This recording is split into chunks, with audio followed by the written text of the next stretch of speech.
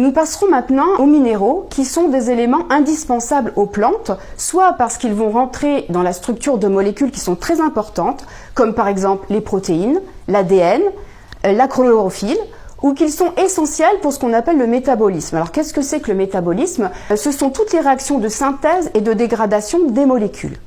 Comme l'eau, les minéraux vont être absorbés au niveau des poils absorbants.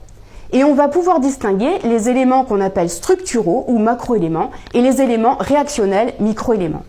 Ces éléments vont être dans les macroéléments des éléments comme l'azote, comme le phosphore, comme le calcium, qui vont être des éléments présents en grande quantité dans la plante. Ces éléments sont en proportion pratiquement constante suivant les différents végétaux. Au contraire, les microéléments ou oligoéléments sont présents en petite quantité par rapport aux macroéléments et leur proportion va être variable suivant les végétaux.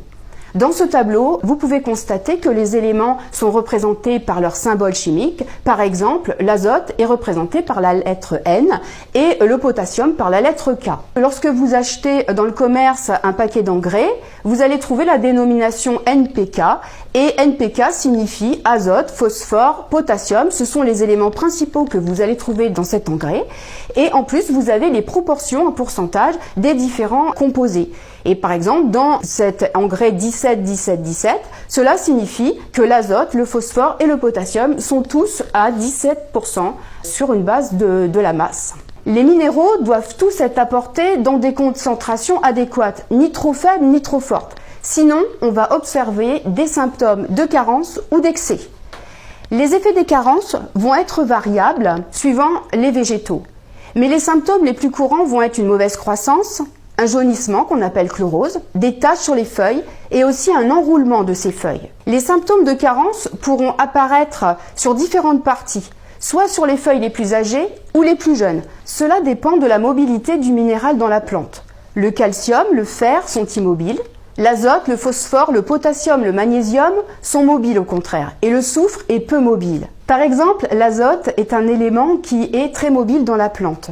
En conséquence, les carences vont être observées principalement sur les feuilles les plus âgées et elles vont se traduire par un jaunissement qu'on appelle chlorose.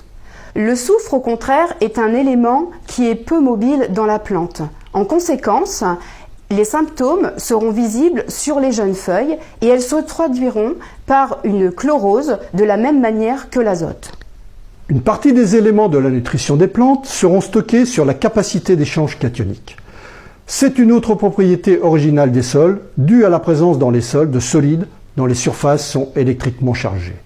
Ce sont principalement les argiles et la matière organique, et leur association dans ce que l'on appelle le complexe argilo-humique. Les surfaces de ces solides sont chargées négativement et susceptibles de retenir à l'interface solide-eau des cations intéressants pour la nutrition, calcium, magnésium, potassium, mais aussi du sodium en milieu salé ou des éléments traces métalliques en milieu pollué, cuivre, plomb, mercure. La CEC s'exprime en milli-équivalent ou millimoles de charge par kilo de sol. Elle varie de quelques dizaines pour les sols sableux pauvres en matière organique à quelques centaines pour les sols argileux. Plus un sol aura une CEC élevée, plus sa fertilité potentielle sera importante, si elle est occupée par des minéraux utiles aux plantes.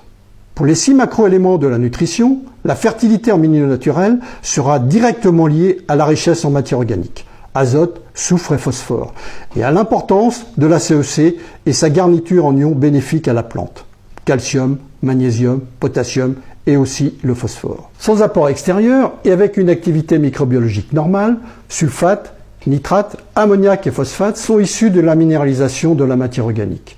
L'ammoniac peut être fixé sur la CEC ou directement prélevé par les plantes, mais sa durée de vie n'est que de quelques jours dans un sol. Calcium, magnésium et potassium seront issus de la désorption des ions fixés sur la CEC. À pH moyen, les phosphates, par association avec le calcium, peuvent être fixés sur la CEC ou précipités, donc non assimilables lorsque le sol a un pH élevé.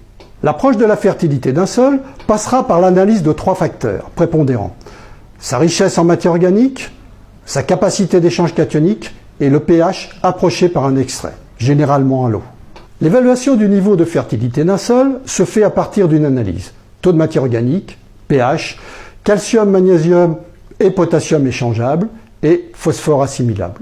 L'interprétation des valeurs analysées se fait au sein d'un corpus de normes propres aux méthodes analytiques utilisées et issues de l'expérience. En France, une soixantaine de laboratoires sont agréés pour réaliser ces analyses et les commenter. Le pH de la solution du sol a très peu de conséquences directes sur la nutrition des plantes. Par contre, il a un impact direct sur la disponibilité de certains éléments et constitue un des principaux facteurs de dysfonctionnement d'origine abiotique des relations sol-plante. Les phénomènes les plus courants sont la faible biodisponibilité dès que le pH s'élève de certains éléments indispensables à la nutrition, comme le fer ou le phosphore, ou la forte biodisponibilité d'éléments phytotoxiques, comme l'aluminium au pH faible.